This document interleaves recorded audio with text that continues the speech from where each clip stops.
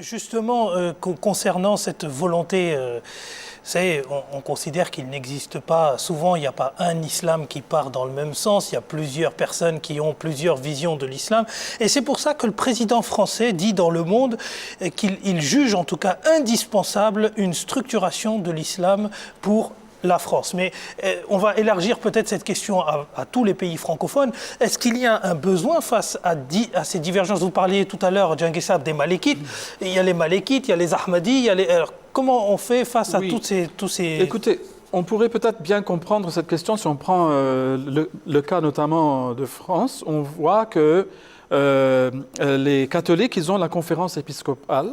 Cela rejoint tous les catholiques, tous les diocèses, etc. Bon, ils sont tous représentés dedans. Mais les protestants ont leur propre fédération. Donc, cela indique que les protestants ne veulent pas, et c'est leur droit, tout à fait, leur droit, ils ne veulent pas être représentés, mais ils ne veulent pas être représentés par un catholique. Et je pense que le contraire serait vrai. Bon, même à la rigueur, s'ils arrivent à s'entendre et avoir un seul porte-parole, quel serait l'intérêt de tout cela? En fait, ce que veut tout État, c'est que des religions soient bien organisées.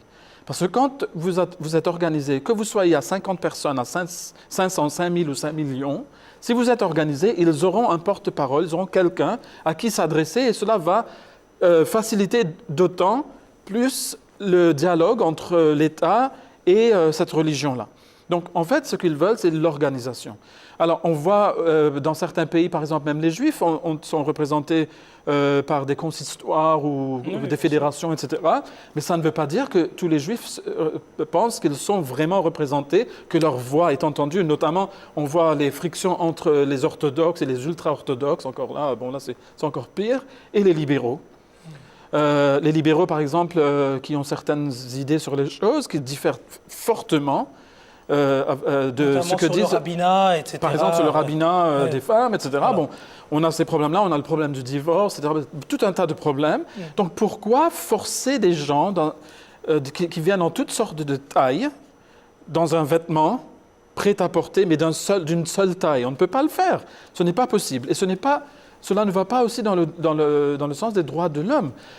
Quand on sait qu'il y a, par exemple, des frictions réelles et même de l'inimitié, malheureusement, entre certains groupes sectes au sein d'une seule religion, on n'a pas besoin d'aller loin. Quand on parle de musulmans ahmadis, déjà là, vous voyez que la plupart des sectes de l'islam, que ce soit des wahhabis, salafis, malikis, chiites ou autres, soufis, ils ne nous reconnaissent même pas en tant que musulmans. Alors, si vous allez forcer, par exemple, les ahmadis à aller se fédérer avec les autres, comment est-ce que nous pouvons nous attendre à avoir nos droits quand ces gens-là, souvent, ils ne cherchent qu'à nous empêcher d'exister. Donc, Mais rien n'empêche les points communs à un moment donné s'il y a des convergences, évidemment. Oui, on peut avoir des convergences, voilà.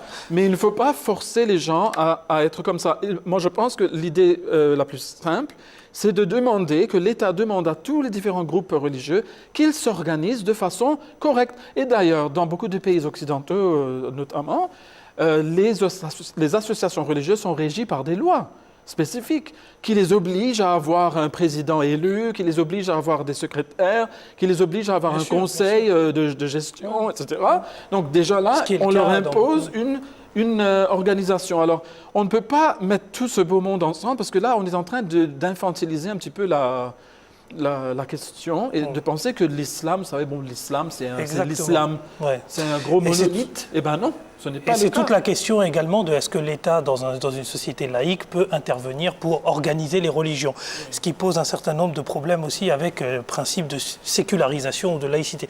Alors,